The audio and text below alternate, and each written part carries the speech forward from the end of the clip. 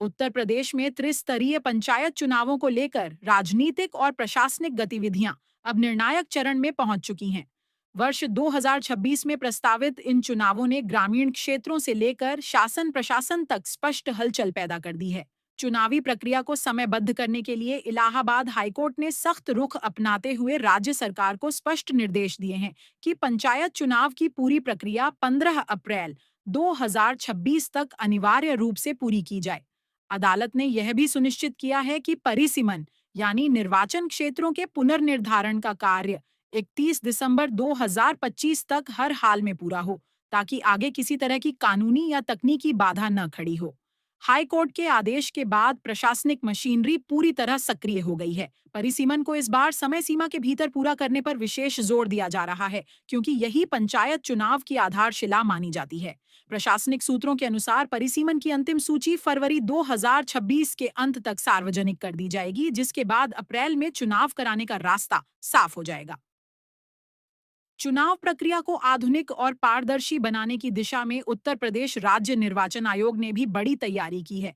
इस बार पंचायत चुनावों में मल्टी पोस्ट ईवीएम के उपयोग की योजना बनाई गई है। इस तकनीक के तहत एक ही मशीन से मतदाता 6 अलग-अलग पदों के लिए मतदान कर सकेंगे।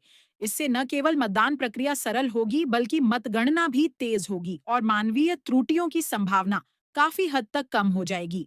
राजनीतिक दृष्टि से यह चुनाव कई पुराने और प्रभावशाली जनप्रतिनिधियों के लिए चुनौतीपूर्ण साबित हो सकता है। पंचायती राज अधिनियम के तहत हर 2 चुनावों के बाद आरक्षण रोस्टर में बदलाव अनिवार्य है। इस बार आरक्षण के नए चक्र के कारण हजारों ग्राम पंचायतों में समीकरण बदलने वाले हैं, जिससे लंबे समय से एक ही सीट पर जमे प्रधानों और सदस्यों को या तो चुनाव से बाहर होना पड़ सकता है या नई सीट तलाशनी होगी। इस चुनाव की सबसे अहम और चर्चित शर्त शैक्षिक योग्यता को लेकर है। ग्राम प्रधान पद के लिए न्यूनतम योग्यता 12वीं पास निर्धारित की गई है। इस फैसले से अनुभवी लेकिन कम शिक्षित उम्मीदवारों की राह मुश्किल हो गई है। प्रशासन का मानना है कि इससे पंचायतों में शिक्षित और युवा नेतृत्व को बढ़ावा मिलेगा और ग्रामीण प्रशासन की गुणवत्ता में सुधार आएगा। जैसे जैसे चुनाव नजदीक आ रहे हैं, गांवों में राजनीतिक माहौल गर्म होता जा रहा है।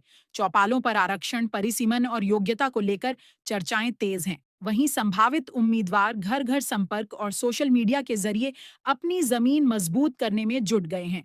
हाईकोर्ट के निर्देश, नई तकनीक, बदला हुआ आरक्षण और कड़े मानदंडों ने 2026 के पंचायत चुनावों को उत्तर प्रदेश के हालिया इतिहास के सबसे महत्वपूर्ण और प्रभावशाली ग्रामीण चुनावों में शामिल कर दिया है।